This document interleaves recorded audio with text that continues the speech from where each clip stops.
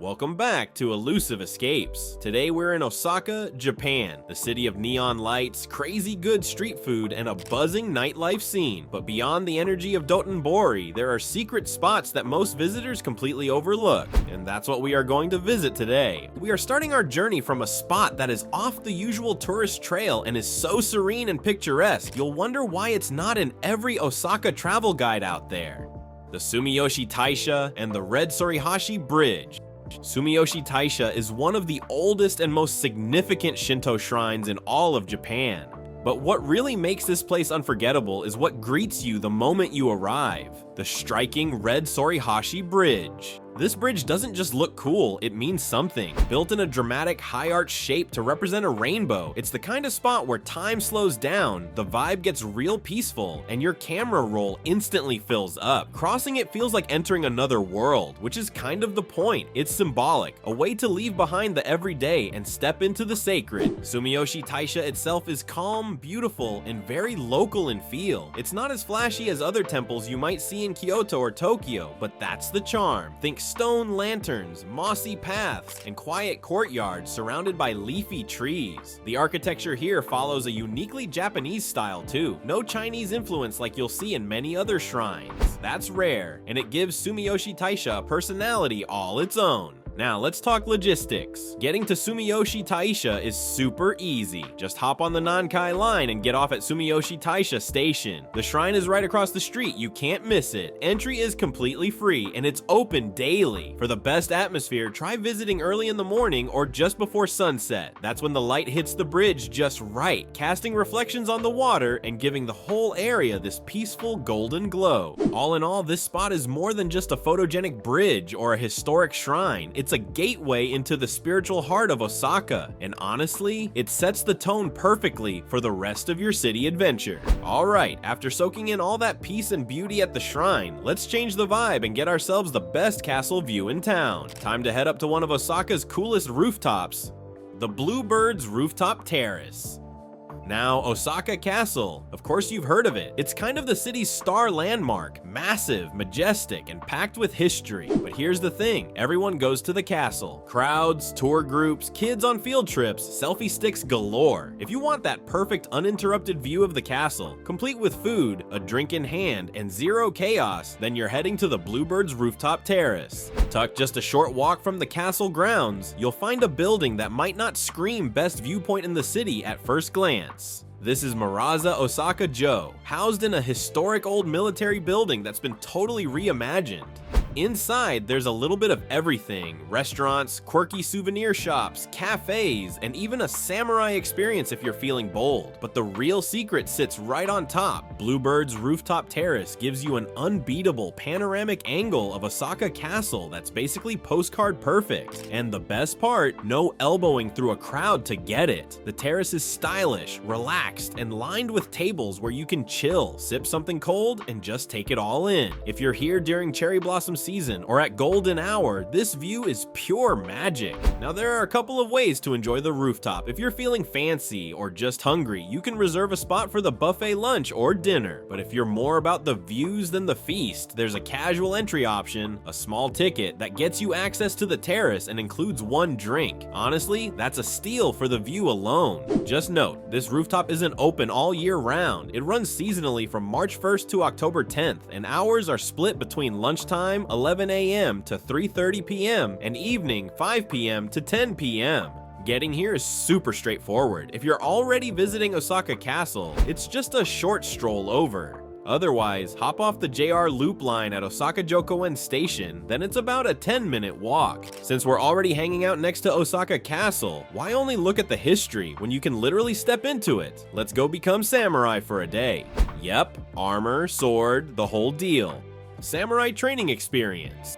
Yep, we're talking about the full-on samurai training experience right near the castle grounds, and it's just as epic as it sounds. Tucked inside the same Maraza Plaza complex we visited earlier, this samurai class is one of those unexpectedly awesome things you can do in Osaka that makes you feel like you've just jumped into your own martial arts movie. It kicks off with something that's already worth the visit alone, getting fully dressed in authentic samurai gear. And this isn't some one-size-fits-all costume shop situation. There are beautiful, detailed outfits outfits for both men and women, styled after traditional samurai wear. Yes, you'll feel powerful. Yes, you'll look amazing in photos. Once you're suited up, it's time for action. The class is taught in English, which is a huge plus, and your instructor will walk you through the foundations. Everything from the proper fighting stance to the precise way to draw and return your sword. You'll learn a choreographed fight routine, complete with movie-style sound effects that make the whole thing 10 times more fun. Don't be surprised if you leave with a new appreciation for swordplay, and maybe a few dramatic slow-motion videos on your phone. The vibe is relaxed and super welcoming, and it doesn't matter if you're traveling solo, as a couple, or with family. The instructors really make it fun and approachable. The class runs regularly, but it's a popular activity, so it's best to book a spot a few days ahead if you can.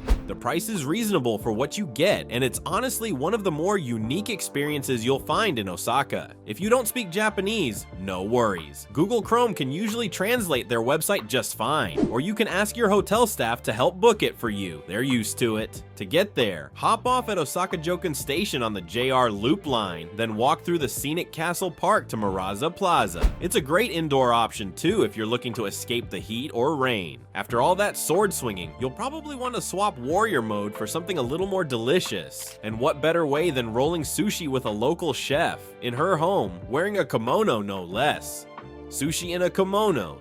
Tucked in a quiet Osaka neighborhood, there's a unique culinary experience waiting for you, and it is run by a lovely local chef named Machiko. She greets you at the door in a traditional kimono, which already feels like stepping into another world. But what really sets this apart is the vibe. It's not a performance or a polished demo. It's relaxed, hands-on, and deeply personal. You're not just learning recipes. You're learning culture, tradition, and all those little unspoken kitchen secrets that only come from real home cooking. The class itself is wonderfully interactive. You'll be taught how to roll sushi, slice sashimi like a pro, and whip up a silky Japanese omelet using techniques that have been passed down for generations. There's a huge focus on presentation too, because in Japan, how the food looks is almost as important as how it tastes. By the end of it, you're not only full of good food, but full of pride for creating something beautiful and genuinely tasty with your own hands. This isn't some stuffy or intimidating cooking class either. The atmosphere is super casual and friendly, perfect for solo travelers, couples, or even families looking to do something creative together. And if you're worried about the language barrier, don't be. Everything is taught in English, and Machiko's kindness and passion for cooking really speak louder than words anyway. Cooking sessions typically last around 2 to 3 hours, and you can book them directly through her English language website. The class size is small, so it's best to book a few days in advance. It's reasonably priced for everything you get: ingredients, guidance, and one heck of a meal. To get there, just take the subway to the address provided after booking. The directions are easy to follow, and her place is well marked. Now that you've mastered the art of sushi, how about diving into some movie magic? We're heading to a theme park where wands work, butterbeer flows, and nostalgia hits hard.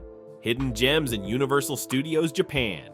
Now, most people know about USJ in general, roller coasters, Hollywood glam, all that, but what might surprise you is how absolutely stunning their wizarding world is. It's also home to one of the most magical corners of any theme park in the world, the Harry Potter world. As soon as you step into the Harry Potter area, the atmosphere changes, the music swells, the cobbled paths crunch under your feet, and everywhere you look, there are little magical details that feel lifted right out of the books. The main ride, set inside Hogwarts Castle, is a full-blown immersive experience that combines a virtual broomstick flight with physical sets, animatronics, and a few unexpected twists. It's equal parts thrilling and emotional. Yes, it's okay if you tear up a little, we're all friends here. But even if you're not a thrill seeker, there's plenty to do. Sip on a frothy butterbeer, hot, cold, or frozen. Take your pick, peek inside Ollivander's wand shop, snap a photo by the Hogwarts Express, or stock up on treats from Honeydukes. You can even buy a wand and use it at interactive spots throughout the village to perform little spells that make lanterns flicker or shop displays move. It's honestly one of the most enchanting theme park setups you'll come across, and that includes parks in the US. Getting to Universal Studios Japan is simple. Just hop on the JR Yumasaki line to Universal City Station. It's about a 20-minute ride from Osaka Station. From there, the park entrance is just a short walk away. Entry ticket prices vary depending on the season and any special events, so it's a good idea to book ahead and check times online. After all that excitement, you deserve a break. Let's hit up one of Osaka's most relaxing hidden gems, an old-school onsen where the water's warm and the vibes are pure retro. Shinsekai Onsen. This spot fits in with the retro charm of the Shinsekai district. It is a family-run onsen which isn't flashy or modern, and that's exactly why it's so beloved. It's the kind of place locals swear by, where the ambiance feels like a gentle step back in time. Wooden lockers, old-school vibes, and a sense of calm that wraps around you the moment you walk through the door. And unlike many other bathhouses in Japan, this one is tattoo-friendly, which is a huge plus if you're inked and usually turned away elsewhere. Inside, you'll find separate bathing areas for men and women, and yes, this is one of those places where swimsuits are a no-go. Don't worry, it's a totally normal part of Japanese culture, and once you're in the steamy bath, the awkwardness just kind of melts away. The onsen offers both indoor and outdoor pools with mineral-rich water said to ease muscle tension and boost circulation. After a soak here, you'll honestly feel like you hit the reset button on your entire body. Beyond the baths themselves, the location is perfect for travelers. Once you've dried off and slipped back into your clothes, you're already in Shinsekai, a nostalgic pocket of Osaka full of quirky eateries, vintage charm, and some of the best kushikatsu you'll ever try. To get here, hop on the Osaka Metro and make your way to Dobutsuenmai or Ebisucho Station.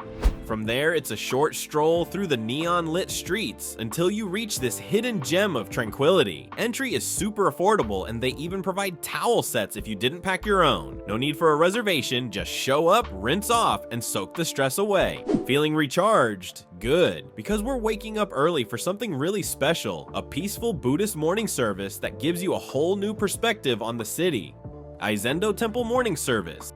It's a quiet, soul-soothing experience that lets you step into the rhythms of Buddhist practice before the rest of the city even hits snooze on its alarm clock. The best way to access this hidden gem is by staying at Waku Shitaderamachi, a beautifully designed ryokan-style hotel just a short walk from the temple. This hotel is more than just a place to sleep. It's built around the idea of cultural immersion. Think tatami mat flooring, low beds, sliding doors, and little booklets in the room that guide you through the basics of Buddhism. It's the kind of spot that makes you feel like you've actually stepped into a different way of life, not just another hotel room. Now, here's where it gets really special. Guests are welcome to join the early morning prayer service at Eizendo Temple, just down the street. Yes, it means setting that alarm for around 5:30 a.m., but it's worth the early rise. You'll gather downstairs with a small group and be guided through what to expect, including how to use the prayer beads, the posture for worship, and a short mantra to chant. And don't worry, there's usually an English-speaking monk on hand who's warm, welcoming, and makes the whole process easy to follow, even if you're brand new to Buddhist customs. The temple itself is serene and steeped in history. You'll sit cross-legged in its dimly lit hall, the scent of incense curling through the air as monks chant in unison. It's meditative, calming, and strangely energizing. Afterward, there's a brief guided tour of the temple where you'll get to learn more about its origins and significance. Then, just when you think the experience is over, you're treated to a traditional vegetarian breakfast, simple porridge, and a few seasonal side dishes. It's not gourmet, but it's nourishing in a humble, grounding way, kind of like the morning itself. You'll need to book your stay at Waku in advance and let them know you want to join the temple service, but everything is handled seamlessly once you're there. It's not flashy or crowded, and that's exactly what makes it so powerful. From quiet chanting to sky-high views, we're switching gears. Next up is one of Osaka's most futuristic buildings with a rooftop that'll blow you away. Umeda Sky Building. Designed by Hiroshi Hara, this 173-meter marvel is made up of two glass towers that look like they're holding hands in the clouds, connected at the top by a ring-shaped observation deck called the Floating Garden. And when you see it lit up at night, you'll think it's a spaceship docked in the middle of the city. You can head straight up to the observation deck for a panoramic view of Osaka's skyline, especially stunning at sunset when the city starts to glow. The rooftop has a 360-degree open-air deck, so you'll get all the skyline shots your camera roll can handle, minus the crowds you'd normally fight at more popular lookout points. Now, if you want to do more than just snap photos, you can actually join a private tour that lets you explore the building from top to bottom. Literally, this is the only way to walk across the sky bridge connecting the towers, and it's not just about the views. You'll get an insider look into the design and engineering behind the building, plus access to a super quirky underground area called the Machine Zoo. If you're into design, architecture, or just want to feel like you're in a futuristic film for an hour or two, this spot hits all the marks. The observation deck is open year-round, and you can get tickets right at the entrance or book ahead online for the tours. It's located near Osaka Station, just a short walk from Umeda Station, and super easy to spot. You'll probably be craning your neck just to take in the view before you even get inside. Now here's a curveball, a place that looks like a fairy tale theme park but is actually where Osaka burns its trash. No joke. This next spot is quirky, colorful, and totally unexpected. Maishima Incineration Plant. So if you're someone who loves a quirky find, a good photo op, or you're just looking to make your trip a little more memorable, don't skip this magical looking factory. The Maishima Incineration Plant is hands down one of the city's most bizarrely beautiful buildings. From a distance, it might trick you into thinking it's part of Universal Studios, which, funnily enough, is just around the corner thanks to its bold colors, swirling patterns, and towering golden chimney. But this eye-popping structure is no ride. It's actually where Osaka burns its trash. Designed by the late Austrian artist and environmentalist Friedensreich Hundertwasser, a man who famously said, "No straight lines in nature, so why use them in architecture?" This place is all curves, colors, rooftop gardens, and a facade that honestly looks like a giant piece of candy. The idea behind the design wasn't just to make a statement. Hundertwasser wanted to inspire people to think about waste, sustainability, and our role in the environment, and he nailed it. The building now draws thousands of curious visitors each year, many of whom only realize it's a waste plant after showing up. Guided tours are available for free if you book in advance. And while the inside is much more, well, industrial, the experience gives you a deeper appreciation for just how forward-thinking Osaka is when it comes to turning even the most ordinary of buildings into art. Okay, we've seen the wild, the whimsical, and the wow. Let's end things up with something delightfully local, a walk down the longest shopping street in all of Japan. Bring your curiosity and maybe an appetite. Tenjinbashisuji Shopping Street. Stretching a jaw-dropping 2.6 kilometers from start to finish, this place is a paradise for window shoppers, bargain hunters, foodies, and people watchers alike. It's not just a shopping street, it's an Osaka institution. This street runs north to south, starting near Tenjinbashisuji 1 chome and weaving its way down through 6 different chomes or districts. If you walk the whole thing without stopping, it'll take you about 40 minutes. But let's be honest, you won't be able to resist the detours. There's just too much going on. Charming old-school cafes, quirky tea shops that have been around since the 1800s, traditional Japanese sweet vendors, secondhand kimono stores, specialty knife shops, retro candy stalls, and so much more. You won't find luxury designer labels here like you would in Shinsekai or Umeda. Instead, Tenjinbashisuji is packed with a fantastic mix of local businesses and family-run shops that give you a real slice of everyday Osaka life. The vibe is refreshingly low-key and authentic, like you've stumbled into a neighborhood where people are actually shopping for their groceries, chatting over street food, and picking out their next yukata, not just posing for Instagram. The street is fully covered, which makes it a perfect destination, rain or shine. You can explore at your own pace without worrying about the weather. And if you're a foodie, this place is full of tasty temptations. From sizzling yakitori and fluffy takoyaki to crisp croquettes and fresh sushi rolls, there's a snack stand or sit-down joint every few steps. Bonus points if you spot the vendor selling odin, a hearty Japanese stew, perfect for colder days. And just like that, we've wrapped up our journey through Osaka's hidden side. Sure, the neon lights and famous food streets are awesome, but it's these offbeat, soulful, and unexpected gems that really make the city unforgettable. Thanks for tagging along on this adventure with Elusive Escapes. If you found a new favorite spot, hit that like button, share it with your travel crew, and let us know which place surprised you the most. Until next time, keep exploring, and remember, the best spots are often the ones hiding in plain sight.